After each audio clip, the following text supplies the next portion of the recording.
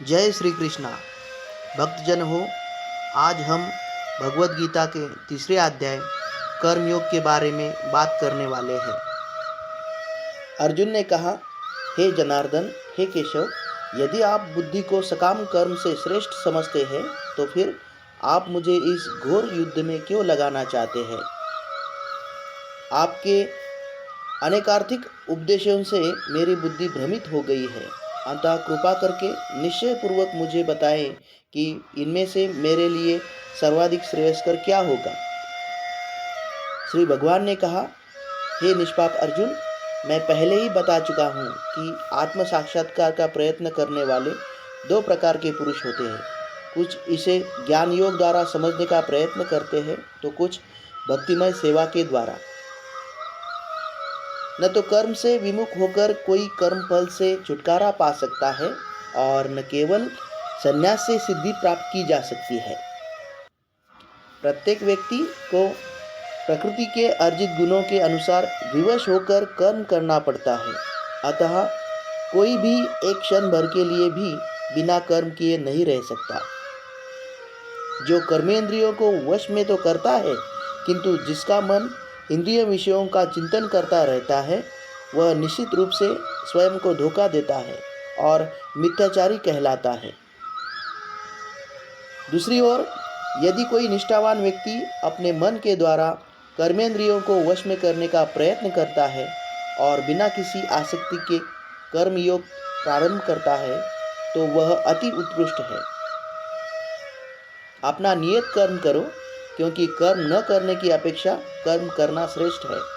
कर्म के बिना तो शरीर निर्वाह भी नहीं हो सकता।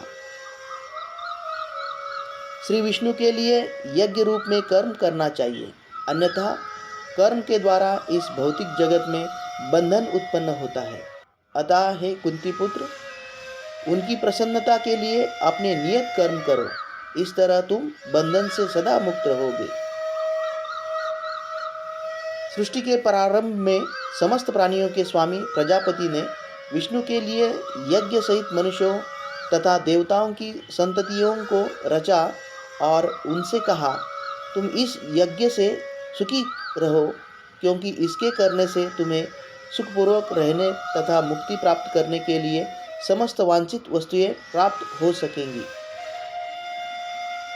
यज्ञों के द्वारा प्रसन्न होकर देवता तुम्हें भी प्रसन्न करेंगे और इस तरह मनुष्यों तथा देवताओं के मध्य सहयोग से सभी को संपन्नता प्राप्त होगी।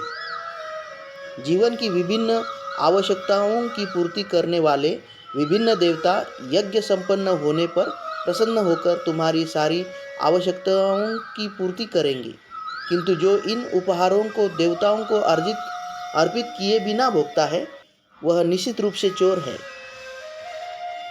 भगवान के भक्त सभी प्रकार के पापों से मुक्त हो जाते हैं, क्योंकि वे यज्ञ में अर्पित किए भोजन और प्रसाद को ही खाते हैं। अन्य लोग जो अपने इंद्रिय सुख के लिए भोजन बनाते हैं, वे निश्चित रूप से पाप खाते हैं। सारे प्राणी अन्न पर आश्रित है, जो वर्षा से उत्पन्न होता है। वर्षा यज्ञ संपन्न करने से होती है और यज्ञ नियत कर्मों से उत्पन्न होता है। वेदों में नियमित कर्मों का विधान है और ये वेद साक्षात श्री भगवान परब्रह्म से प्रकट हुए हैं। फलतः सर्वव्यापी ब्रह्म यज्ञ कर्मों में सदा स्थित रहता है। हे प्रिय अर्जुन, जो मानव जीवन में इस प्रकार वेदों द्वारा स्थापित यज्ञ चक्र का पालन नहीं करता, वह निश्चय ही पापमय जीवन व्यतीत करता है। ऐसा व्यक्ति केवल इंद्रियों की तुष्टि के लिए ही व्यर्थ ही जीवित रहता है, किंतु जो व्यक्ति आत्मा में ही आनंद लेता है तथा जिसका जीवन आत्म साक्षात्कार युक्त है और जो अपने में ही पूर्णतया संतुष्ट रहता है, उसके लिए कुछ करणीय या कर्तव्य नहीं होता। स्वरूप सिद्ध व्यक्ति के लिए न तो अपने नियत कर्मों को करने की आवश्यकता रह जाती है, न ऐसा कर्म न करने का कोई कारण ही रहता है। उसे किसी अन्य जीव पर निर्भर रहने की आवश्यकता भी नहीं रह जाती।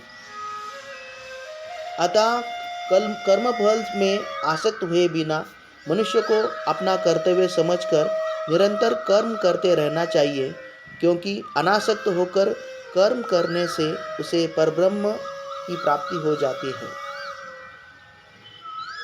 जनक जैसे राजाओं ने केवल नियत कर्मों को करने से ही सिद्धि प्राप्त की। अतः सामान्य जनों को शिक्षित करने की दृष्टि से तुम्हें कर्म करना चाहिए। महापुरुष जो जो आचरण करता है, सामान्य व्यक्ति उसी का अनुसरण करते हैं। वह अपने अनुसरणीय कार्यों से जो आदर्श प्रस्तुत करता है, संपूर्ण विश्व उसका अनुसरण करता है। हे प्रथापुत्र, तीनों लोकों में मेरे लिए कोई भी कर्म नियत नहीं है। न मुझे किसी वस्तु का अभाव है और न आवश्यकता ही है, तो भी मैं नियत कर्म करने में तत्पर रहता हूँ। क्योंकि यदि मैं नियत कर्मों को सावधानीपूर्वक न करूं, तो हे पार्थ, यह निश्चित है कि सारे मनुष्य मेरे पथ का ही अनुगमन करेंगे।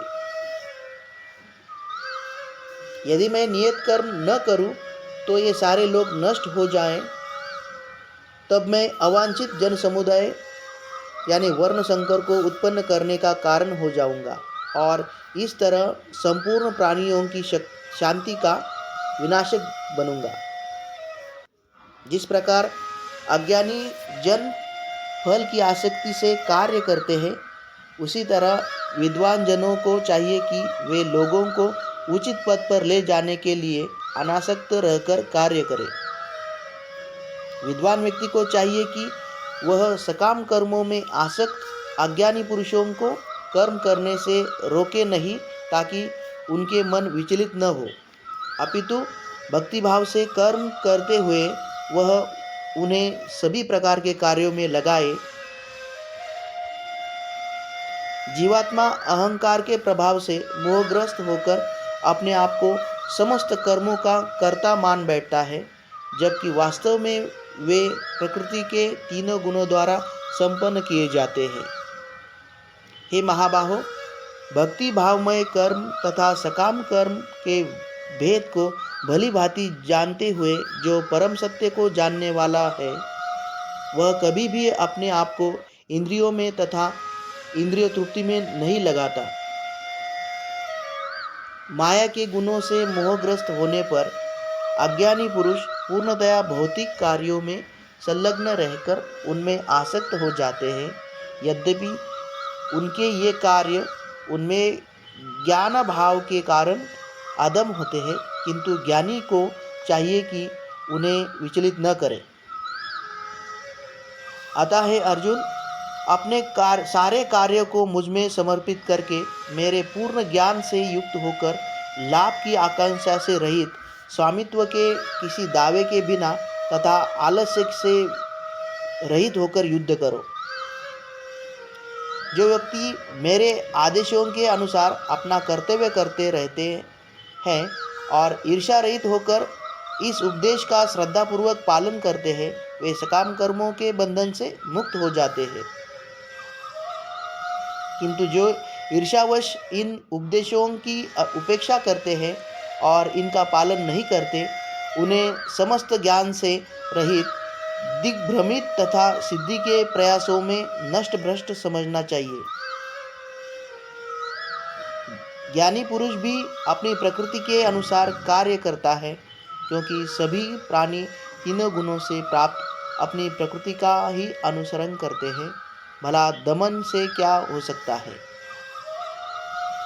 प्रत्येक इंद्रिय तथा उसके विषय से संबंधित राग द्वेष को व्यवस्थित करने के नियम होते हैं। मनुष्य को ऐसे राग तथा द्वेष के वशीभूत नहीं होना चाहिए, क्योंकि ये आत्म साक्षात्कार के मार्ग में अवरोधक है। अपने नियत कर्मों को दोषपूर्ण ढंग से संपन्न करना भी अन्य के कर्मों को भली भांति करने से श्रेयस्कर है। स्वीय कर्मों को करते हुए मरना पराये कर्मों में प्रवृत्त होने की अपेक्षा श्रेष्ठतर है, क्योंकि अन्य किसी के मार्ग का अनुसरण भयावह होता है। अर्जुन ने कहा, हे विष्णुवंशी, मनुष्य न चाहते हुए भी पाप कर्मों के लिए प्रेरित क्यों होता है? ऐसा लगता है कि उसे बलपूर्वक उनमें लगाया जा रहा हो। श्री भगवान ने कहा, हे अर्जुन, इसका कारण रजोगुण के संपर्क से उत्पन्न काम है, जो बाद में क्रोध का रूप धारण करता है और जो इस संसार का सर्वभक्षी पापी शत्रु है। जिस प्रकार अग्नि धुएं से, दर्पण धूल से अथवा भ्रूण गर्भाशय से आवृत रहता है, उसी प्रकार जीवात्मा इस काम की विभिन्न मात्राओं से आवृत रहता है। इस प्रकार ज्ञानमय जीवात्मा की शुद्धि चेतना उसके काम रूपी नित्य शत्रु से ढकी रहती है, जो कभी भी तुष्ट नहीं होता और अग्नि के समान जलता रहता है। इंद्रिया, मन तथा बुद्धि इस काम के निवास स्थान है। इनके द्वारा यह काम जीवात्मा के वास्तविक ज्ञान को ढककर उसे मोहित कर लेता है। इसलिए हे भरतवंशियों में श्रेष्ठ अर्जुन, प्रारंभ में ही इंद्रियों को वश में करके इस पाप के महान प्रतीक काम का दमन करो और ज्ञान तथा आत्म साक्षात्कार के इस विनाशकर्ता का वध करो। कर्मेंद्रिया जड़ पदार्थ की अपेक्षा श्रेष्ठ है। मन इंद्रियों से बढ़कर है, बुद्धि मन से भी उच्च है और वह आत्मा बुद्धि से भी बढ़कर है।